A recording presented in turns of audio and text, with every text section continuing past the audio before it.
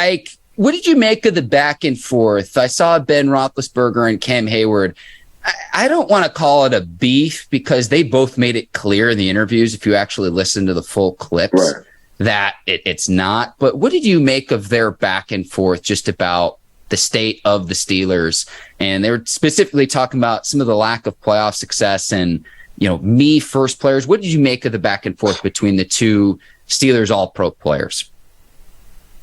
Well, Cam just felt some kind of way, And from what I look at it from 7 point of view is the pot calling the kettle black, So I'm like, man, just once you leave, just leave everything alone.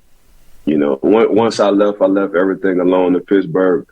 Once Troy left, he left everything alone in Pittsburgh. Ryan Clark left, he left everything alone in Pittsburgh. Thompson left, he left everything alone in Pittsburgh. But saying there's a lot of me players, at the time you was a part of that. And I'm talking about 7. So you were the leader. You had the opportunity to change that around if you thought that. So why you didn't do that? And that's how I think Cam is looking at it. Like, don't say nothing now that you're not here. When you were here, it should have been said. So that's just my opinion on how Cam is thinking, but I don't think I'm too far off when I do say that. Yeah, and I saw that Roethlisberger went on a radio show after the fact and kind of walked back his comments a little bit, saying he should have been more detailed, more specific, and it's not the majority of the players that are me first, but it's almost like putting toothpaste back in the tube. I honestly think exactly. And I honestly think that he's trying to be honest about the Steelers' lack of playoff success in the last 5 seasons or so. But what I wanted to ask you about, Ike, and I think he's just trying to be candid as he can be, but what's it like going from a starter and a contributor to an elite sports franchise to not playing anymore? What's that transition like? Man, it was cool for me because we already had Troy Polamalu, and we all knew he was special. And I say this all the time, Mark.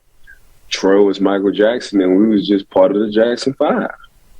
So when it came down to me retiring, I never chased the red carpet. I never chased the spotlight. I understood where my lane was in football.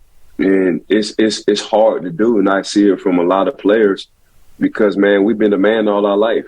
Once you start at 8 years old and you wind up retiring at between 30 and 34, and everything just closed on you. The door closed on you. There's no more red carpets, nobody calling you for autograph signings unless you're a Hall of Fame like Troy Polamalu. You just become a used to, a has been, and just to sum it up. And it's hard to swallow, it's hard to take, but you got to have a plan, man. You got to understand you. So that's what I see with a lot of players they struggle with. Retiring at 30-some years old was pretty early. Retiring at 20-some years old, because that's what these young guys are doing now. They don't want to play football till their 30s.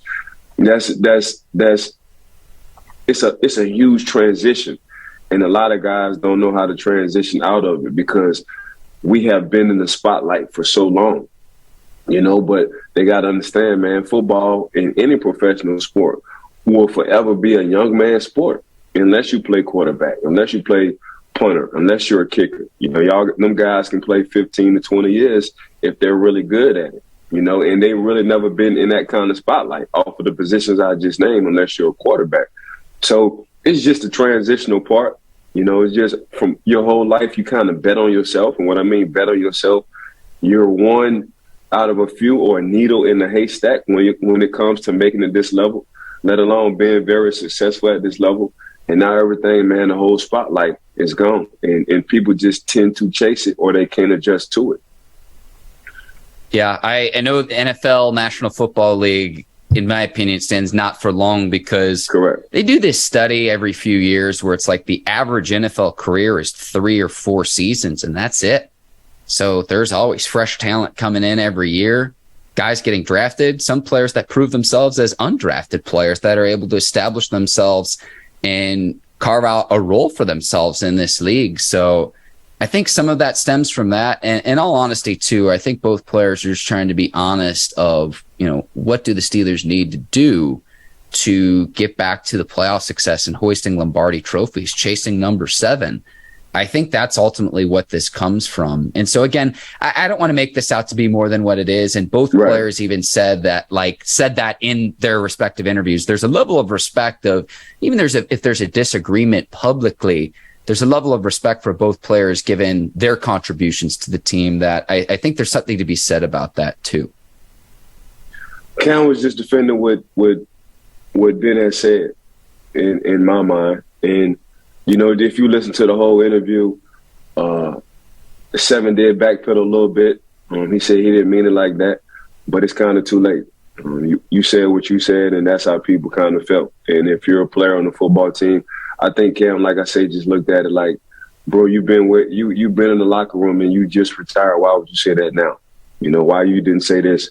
You know, why you were here? If anybody had a voice in the locker room, it was you, 7. You know, so I just think that's how Cam looks at it.